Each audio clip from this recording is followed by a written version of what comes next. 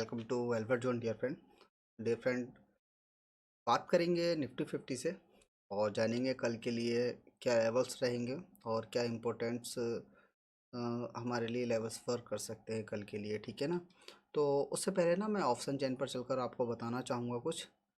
तो हम निफ्टी का ऑप्शन चेन पहले देखेंगे और निफ्टी के ऑप्शन चेन से कुछ चीज़ों को समझेंगे। देखिए, मुझे मैटर करता है केवल और केवल वॉल्यूम, ठीक है। वॉल्यूम क्या बोलता है, तो वॉल्यूम क्या बोल रहा है, इस चीज़ को मैं थोड़ा सा समझूंगा और आपको बताने की कोशिश करूंगा कि वॉल्यूम क्या कहना चाह रहा है और किस तरह से कल की प्लानिंग रहेगी, ठीक है ना।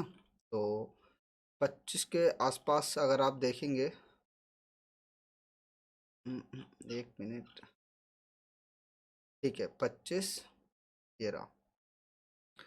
तो अगर आप देखेंगे तो हमें जो क्लोजिंग मिली 25,642 के आसपास की हमें क्लोजिंग मिली है, ठीक है ना। ये क्लोजिंग आपके सामने आ रही है। अब आप देखिएगा, मेरे को केवल मैटर करता है वॉल्यूम किस जगह पर ज़्यादा स्ट्रांग है। जिस जगह पर वॉल्यूम ज़्यादा स्ट्रांग है, पुट साइड में, अगर आप ये पुट साइड देख रहे हैं, जिस साइड में वॉल्यूम ज़्यादा स्ट्रांग है उस जगह पर बायर बहुत अच्छी तरह से इंटरेस्टेड है। तो हमारे पास जो वॉल्यूम सबसे ज़्यादा अवेलेबल है वो है 25,600 पे, ठीक है। और अगर आप देखेंगे 25,650 पे है, ठीक है। उसके बाद अगर आप देखेंगे तो 25,700 पे है, ठीक है। तो ये जो दो लेवल हैं यहाँ पे वॉल्यूम बहुत ही अच्छा है, ठीक है। और देन अगर हम रेजिस्टेंस की बात करते हैं तो रेजिस्टेंस अगर आप देखेंगे कॉल साइड में रेजिस्टेंस जो है, कॉल आउट करके जो बैठे हैं, 25,700 का बहुत स्ट्रॉन्ग रेजिस्टेंस है और 25,800 का बहुत ज़्यादा रेजिस्टेंस स्ट्रॉन्ग है नहीं है। और अगर इस बीच में आप देखेंगे तो 25,750 ये भी काफ़ी हमारे लिए स्ट्रॉन्ग है, ठीक है। अब हम चार्ट पर चलकर बात करेंगे और चार्ट पर चलकर समझेंगे कि किस तरह का सिनेरियो जो है कल बन सकता है। देखिए, एक इम्पल्सिव मूव अगर आना होगा तो या फिर तो वो 25,650 के ऊपर आएगा, 25,700 के ऊपर आएगा, या फिर आपका 25,600 के नीचे आएगा, ठीक है ना। जो कि ये लेवल हमने निकाला है, ये लेवल को अगर आप देखेंगे तो इस लेवल का जो 25,777 के नीचे अगर जाएगा तो हमें डाउन साइड का मोमेंटम देखने को मिलेगा। और अगर इस लेवल के ऊपर निकलेगा, अगर आप देख पा रहे हैं, जो कि 25,700 है, टोटल ऑफ 25,700 के ऊपर अगर निकलता है तो एक हमें अप साइड का मोमेंटम देखने को मिलेगा, ठीक है ना। तो देखिएगा, उससे पहले हमें ऐसा नहीं है कि ट्रेड नहीं मिलेगा। अगर मानिए 25,700 के आसपास मार्केट आ जाता है, गैप अप की बात करेंगे पहले। मार्केट मार्केट अगर 25,700 के आसपास आ जाता है, यहाँ पे आके कहीं गैप अप हो जाता है, तो हम सेलिंग का सिनेरियो देखेंगे, ठीक है। सेलिंग किस कंडीशन पर आएगी, इस चीज़ को समझिएगा कि मार्केट इसके ऊपर ओपन हो और वही कैंडल 25,700 के नीचे आकर क्लोज हो जाए। रिट्रेसमेंट लेने के बाद हम जो है 25,650 तक का टारगेट रखेंगे और अगर अच्छा सेलिंग आता है तो 25,600 तक का टारगेट हम रख सकते हैं। वो हमें एज पर प्राइजेक्शन देखना होगा कि कैंडल क्या फॉर्मेट हो रही है, ठीक है।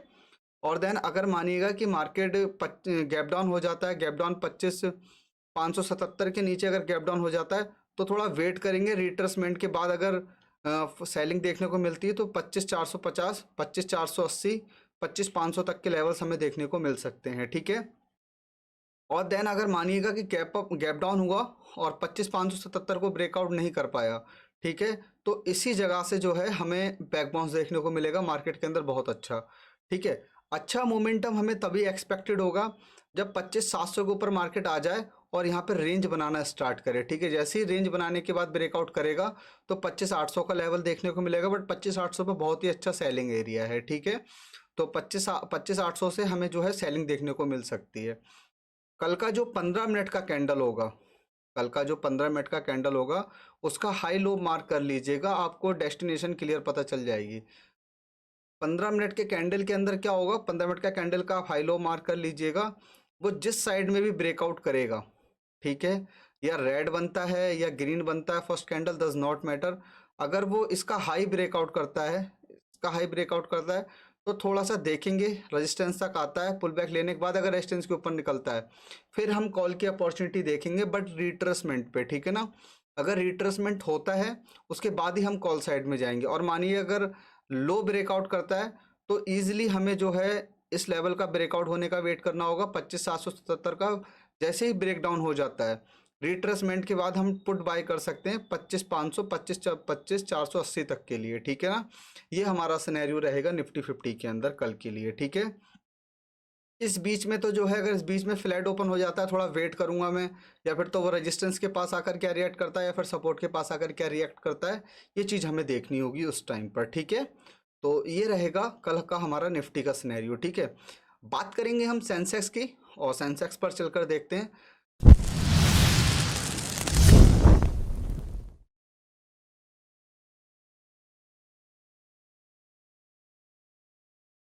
मैंने ऑलरेडी लेवल सारे मार्क कर रखे हैं, ठीक है ना।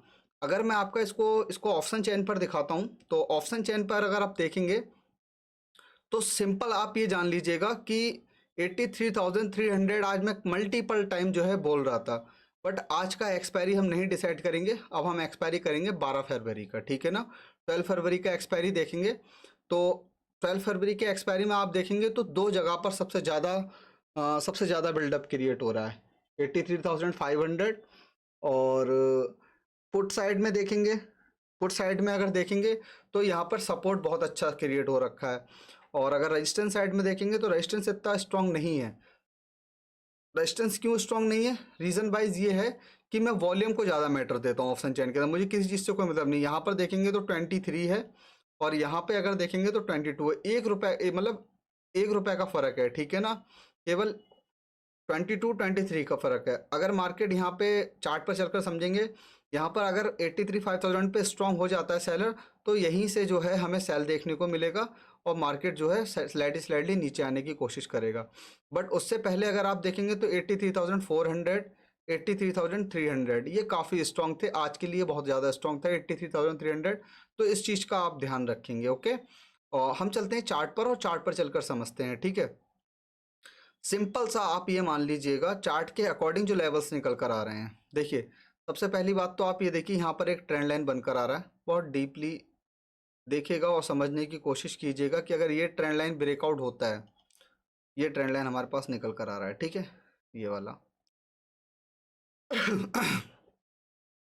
अगर ये ट्रेंड लाइन ब्रेकआउट हो जाता है, इसके ऊपर सस्टेन कर जाता है, तब एक हमें अपसाइड का मोमेंटम मिलेगा, उससे पहले नहीं मिलेगा, ठीक है। ये सिनेरियो सिंपल हो गया मेरा। अब सबसे पहले मैं बात करूंगा फ्लैट ओपनिंग की, ठीक है ना।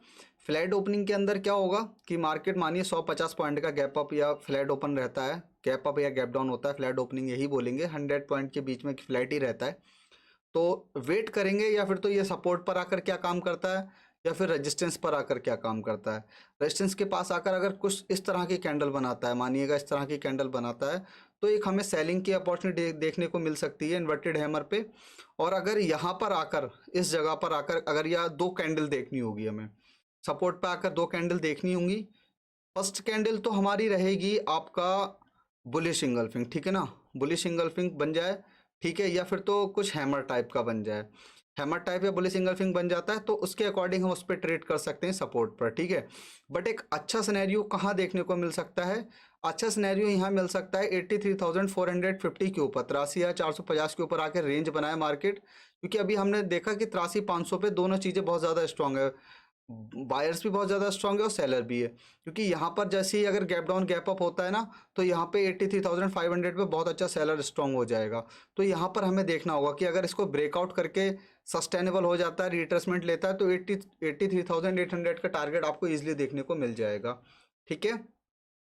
ये तो रहेगा हमारा अपसाइड का। डाउन साइड की अगर मैं बात करूं, जब तक 83,200 का लेवल ब्रेकआउट नहीं हो जाता, मतलब 83,200 का लेवल ब्रेकडाउन नहीं हो जाता, जैसे ही ये ब्रेकडाउन होगा वेट करेंगे थोड़ा, या रेंज बन जाने देते हैं, या फिर जो है डबल बॉटम का वेट करेंगे। डबल बॉटम का जैसे ही लो ब्रेकआउट होगा ना, बहुत ही अच्छा फॉल देखने को मिलेगा 83,900 तक, सॉरी 82,900 तक बहुत अच्छा मूवमेंट देखने को मिलेगा, 83,000 का लेवल वैसे ही ब्रेकआउट हो जाएगा, ठीक है ना। तो इस चीज़ का ध्यान रखिए, क्योंकि साइकोलॉजिकल लेवल से नीचे ही सपोर्ट मिल रहा है हमें, ठीक है ना। और अगर आप देखेंगे तो साइकोलॉजिकल लेवल से ऊपर हमें सपोर्ट रेजिस्टेंस मिल रहा है, अगर ये ब्रेकआउट हो जाएगा तो ये रेजिस्टेंस में कन्वर्ट हो जाएगा, इस चीज़ का आप ध्यान रखिएगा, ओके। तो थोड़ा वेट करेंगे, इस बीच में नो ट्रेडिंग जोन रहेगा हमारा सेंसेक्स के अंदर, इसके ऊपर देखेंगे, ठीक है, और इसके नीचे देखेंगे। ट्रैप जोन में दो ही चीज़ें रहेंगी, मार्केट इसके नीचे आके वर्क करके अगर ऊपर आ जाता है, रिट्रेसमेंट करके अगर निकलता है, तो हमारा रेजिस्टेंस तक टारगेट रहेगा।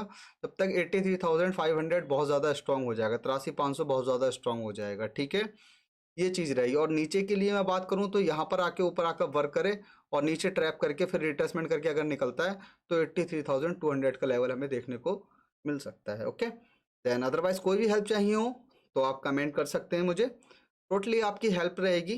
कोई भी क्वेश्चन है आपका, कोई इंडिकेटर के बारे में जानना है तो आप मुझे कमेंट करके बता सकते हैं। Okay, thank you so much.